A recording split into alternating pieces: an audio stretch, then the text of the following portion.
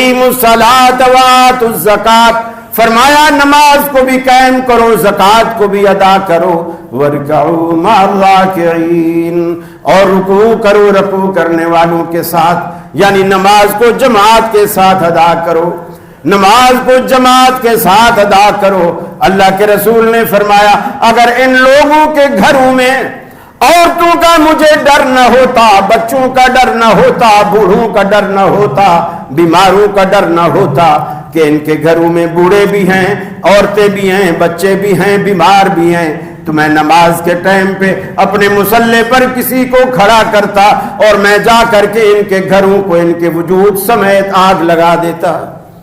अगर ये नहीं आते मस्जिद में। अब अंदाजा लगाइए अल्लाह के रसूल सल्लल्लाहु अलैहि वसल्लम ने मस्जिद का ये हक बताया। मर्दों पर मस्जिद की हाजिरी फर्ज, औरतों पर मुस्तहब है। आती है अच्छी बात,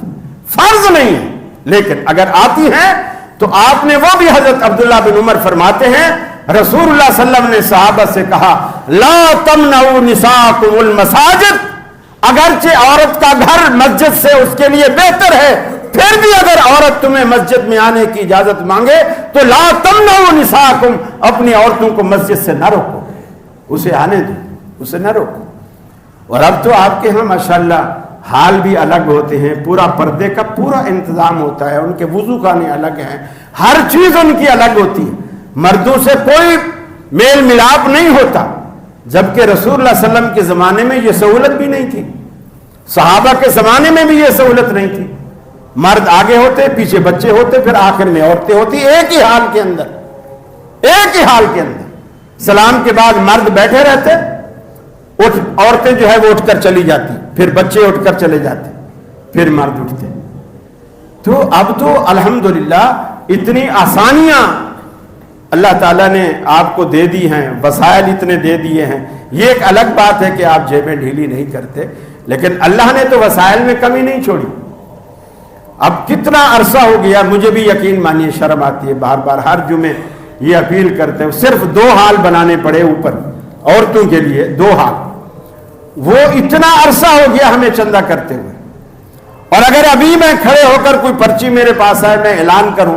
कि 3 दुकानें छोड़कर चौथी एक दुकान बिक रही है और 6.5 करोड़ रुपया उसकी कीमत है, और जिसने भी खरीदनी हो मुझसे राब्ता करें, यकीन मानिए जुम्मे के बाद यहां रश लग जाएगा। अल्लाह के बंदो, आपके इलाके की, आपके महल्ले की मस्जिद है, जाहिर बात है हम इस्लामाबाद तो जाकर इसकी अपील नहीं करेंगे ना, आपके महल्ले और आपके इलाके की है, तो हम तो कराची में भी, पूरे कराची में कहीं नहीं जाते, आपको ही ज़हमत देते हैं, और अजर भी इंशाअल्लाह आपके खाते में आएगा, आप ही के खाते में ये सारा अजर आएगा। जब भी आप अल्लाह के घर को तामीर करते हैं, अल्लाह रब्बुल आलमीन आपका घर जन्नत में तामीर करता है।